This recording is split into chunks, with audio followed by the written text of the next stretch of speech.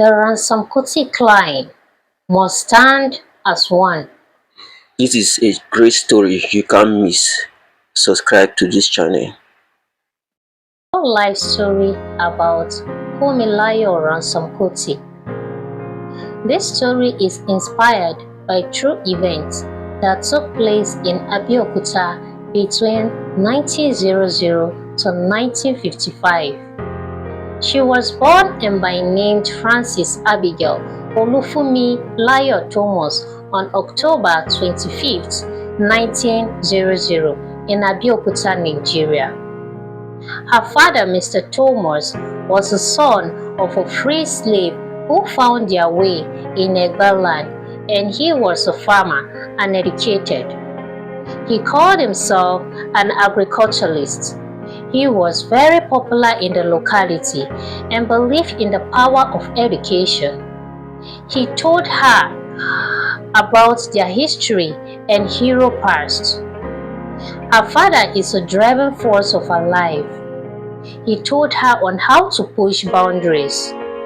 One day, he told her something in Yoruba language. Ma jẹ́ kí orúkúrú bẹ́ẹ̀ lẹ́rù, ma fòyà, which means he asked her to be fearless and build up her confidence. Back then, her name was Frances Thomas. She was 13 years old and completed her primary school at St. John Private School, Abeokuta. Her father has a greater vision. He instructed her to learn a skill, continue her education. He told her on how to beat their game on the colonists, learning what they knew and knowing it better. Just like our great warrior, Lisa B, defeated the Oyo Empire, we are going to defeat the White Emperor.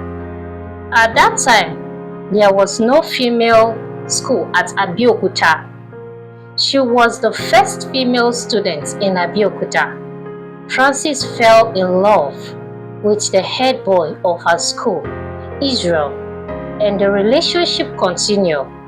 Even when they graduated, before her they wrote letters and communicated to each other every week for 4 years. She left for England to continue her training. From 1919 to 1923, where she developed her anti-colonial and socialist ideology.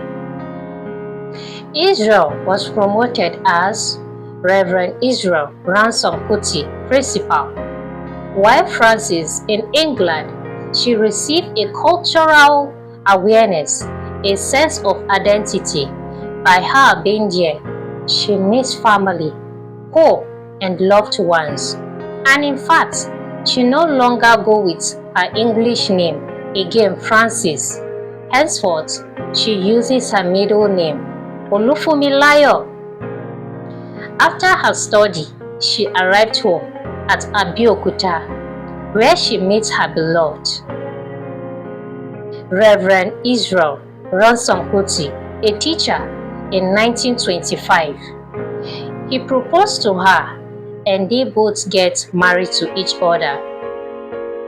In her activism and political career, Abeokuta Women Union, founded in 1946, to support women literacy, education, and fight unfair taxation of market women.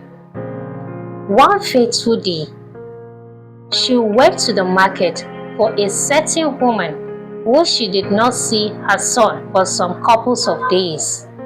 At that very moment, warriors of Egba land, the Parakonye, came into the market and created curious disaster. When Olufumilayo saw it, she fight for the market woman. When it reaches the palace to the Alakede, they did not take it easy, kindly to her interference in affairs of slave. They got report of her present in the marketplace. The king did not get the right word to express his displeasure.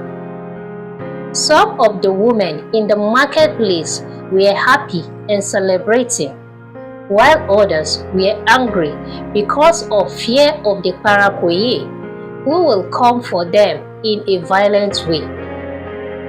Fumilayo Ransome Kuti organized successful protests against the local colonial act rulers, Alake of Abeokuta, forcing him to abdicate temporarily in 1949. The Parakoye warriors forces the Egba market women to pay the colony's taxes, which is a mandatory payment. Ever since, when the Egba woman leader died, there was no one to stand for them. Fumilayo Ransome Kuti put it upon herself to stand for the Egba women. It was a war and a disaster of mind. The Alake warriors did not stop disturbing the women. Mrs. Fumilayo created a union as an influential leader. She traveled abroad to protest the 1947 proposed constitution. She was also active in the Nigeria Union of Teachers. She founded the Commoners People Party in 1959, later establishing the Federation of Nigeria Women's Society. She gathered the women of Egba local government to protest because the taxes were too much to bear. They went to the palace and protested. The king tried to bribe her, but she refused the offer. The king ordered his warriors to arrest and beat them. Some of the women have injuries. Some died on the process. Also, all of them were arrested and put into prison. After some days, the king ordered for their release. The women all went to their various houses. Fumilayo Ransome Kuti was afraid and loses hope. Along the line, her husband encouraged and stood by her and built her confidence back. She gathered all women in the locality and across the state. This time, it was fearless. They marched to the King's Palace. The news was spread all over. Egba women from Ijebu, Shagamu, Ikene, Ota, Otugbonu, Ilusho, Ilarun. It was not easy for the warriors to fight them. The women became stronger and fight. They marched into the palace and collected the staff of authority from the king. Without the staff, the king has no power and cannot rule the people. The king was afraid and flew away with the elders. The Abeokuta Women Union got their victory. It was a glorious day. But Fumilayo Ransome Kuti lost. It was a sad moment for her because her husband died of cancer. It wasn't easy for her to bear the loss. She is a mother of Dolupo, Olikoye, Fela, Anikulapo Kuti, and Bekolare. She changed her surname to Anikulapo Kuti to embrace her Yoruba identity in the 1970s.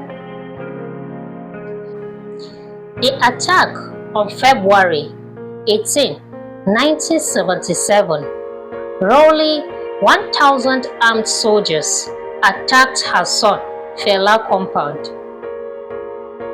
The Kalakuta Republic. She was thrown from a second-story window during the ride falling into a coma and dying from her injury on April 13, 1998 at age 77. She was the mother of famous musician Fela Anikulapo Kuti, activist Beko Ransome Kuti, and health minister Fumilayo Ransome Kuti.